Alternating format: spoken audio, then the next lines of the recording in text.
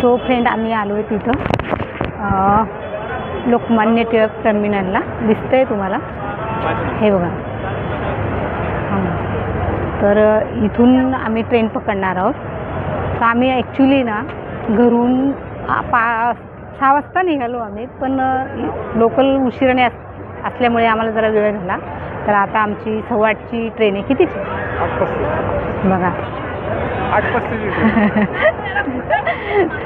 So 8:35ची आमची train आहे.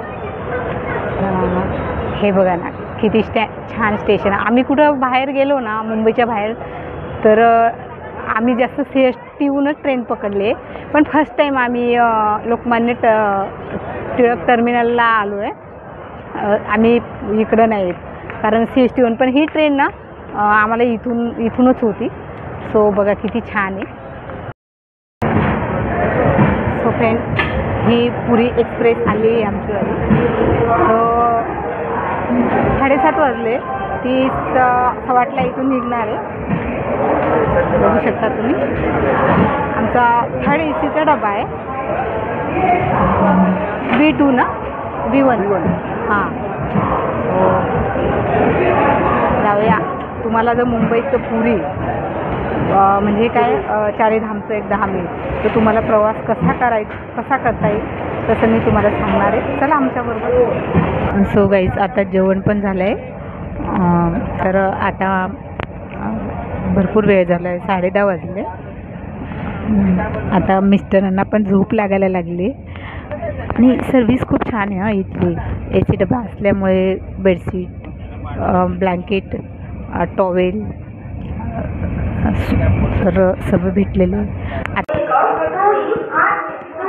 So friend, आम्ही पोचलो आहे तिथं. मुंबईवरनं आता पुरीला पोचलो आहे. किती वाजले? 1870 किलोमीटर आलो. आम्ही मुंबईवरनं पुरीपर्यंत 1870 किलोमीटर आलो. आणि ट्रेन खूप उशीर झाला, लेट झाली ट्रेन. आम्ही 7 वाजता पोहोचायला पाहिजे होतो, तर आम्हाला आता 11:15 वाजले. सो आता आम्ही रूमवर चाललो आहे. हे बघा, पुरी स्टेशन बघा, हे पुरी स्टेशन. सो कंटिन्यू करा. पुरी स्टेशनला 11, 11:30 वाजलेले. जी ट्रेन आमचीवाली 7 वाजता येणार होती ना, तर ती लेट झाल्यामुळे आम्हाला 11 ते 11:30 वाजले. आणि आम्ही तिथून आता लॉजिंगला आलो आहे. आणि 3-3.5 किलोमीटर आहे तिथून. आम्ही ऑटो करून आलो. आणि मग समुद्रकिनारी इथं मस्त. आणि ते समुद्रकिनाऱ्यावर मस्त इथं भरपूर लॉजिंग आहे. आणि 1500पासून रेट आहे, ते 3000, 4000पर्यंत. तर आम्ही 2000चा असं म्हणजे पर डे. आम्ही 2 ते 3 दिवस राहणार आहे. तर छानपैकी रूम आहे बघा, मस्त. हे बघा, आम्ही दोघंच असल्यामुळे आम्हाला छान आहे. बघा, हे मिस्टर नेहमीप्रमाणे मेकअप करत आहे. आणि छान आहे.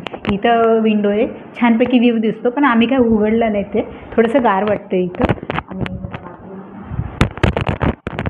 बाथरूम वगैरे पण छान आहे. सो आता आम्ही दर्शनाला चाललो.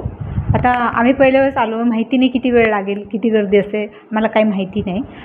सपोज तिथं जर मोबाईल अलाउड असला तर मी तिथला पण तुम्हाला काय जाईल. हे बघा, आम्ही आलो इथं जगन्नाथपुरीच्या मंदिराच्या जवळ आलो.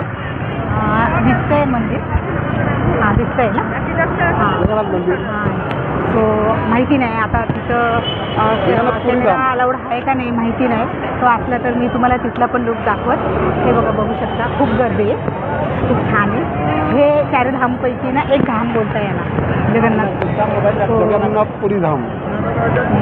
लांबून दिसतंय म्हणजे. हो, आता आम्हाला तिथं बीचला आलो आहे. हे बघा, हा गोल्डन बीच आहे, खूप सुंदर आहे. तर आम्ही इथं खूप एन्जॉय केला आहे. मी रील टाकणार आहे माझ्यावाले. तर हा गोल्डन बीच आहे, बंगालचा उपसागर. म्हणजे आपला जो मुंबईचा आमचा समुद्र आहे ना, याला येऊन भेटला आहे, बरोबर ना? अरबी समुद्र याला येऊन भेटलेला आहे. तो खूप छान इथला हे नजारा खूप छान आहे.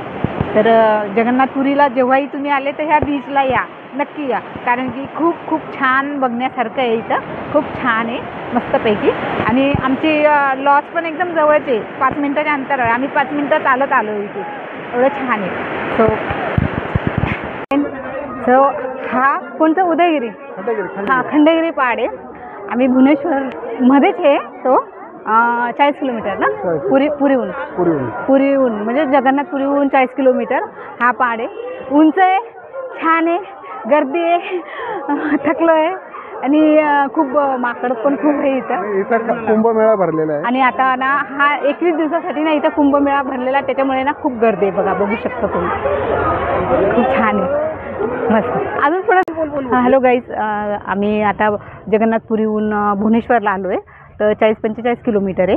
ते इथं शंकराचं मंदिर आहे. तो 12 ज्योतिर्लिंगांपैकी एक ज्योतिर्लिंगचं स्थान आहे. तो मध्ये मोबाईल अलाउड नसल्यामुळे मी तुम्हाला बाहेरूनच दाखवून देते. खूप छान मंदिर आहे, पण खूप मोठ्या आवारापासून आमचा मोबाईल आता ते घेणार आहे. कोणालाच मोबाईल आतमध्ये अलाउड नाही आहे. आणि जे लिंग आहे ना ते शिव भगवानचं आणि विष्णू भगवानचं असं एकत्र मिळून आहे. शिव भगवान आणि विष्णू भगवानचं असं एकत्र मंदिर आहे असं बोलता. अजून बघितलं नाही, असं बोलतं की बघूया. 12 लिंगांपैकी एक लिंग ह्या आहे. लिंगांची जर पूजा केल्यानंतर 12 लिंगाची आपल्याला ती पूजा लागू होती. बघूया आता काय ते. हे बघा गाईज, हे सूर्य मंदिरचा आवार आहे, खूप छान आहे बघा. आणि 5000 एकर जमिनीवर हे पसरलेले आहे आणि खूप खूप मोठी जागा आहे. आणि तुम्ही जगन्नाथपुरीला जेव्हाही आले ना तेव्हा जगन्नाथपुरीहून 40 किलोमीटर आहे. तर तुम्ही बघू शकता 40 किलोमीटर आहे. गाईज, आम्ही भुवनेश्वर फिरायला आलेलो आहे आणि इथं आम्ही चिडियाघरमध्ये आलो. आम्हाला खूप टायगर दिसले बघा, बघू शकता तुम्ही. तिकडे कॅमेरा करा, कॅमेरा तिकडे करा. आणि हे बघा, हा किती जवळून दिसतंय. आम्ही 2 तारखेला इकडं जगन्नाथपुरीला निघालो होतो आणि आम्ही 4 तारखेला पोचलो. 2 दिवस आम्ही ट्रेनमध्येच होतो.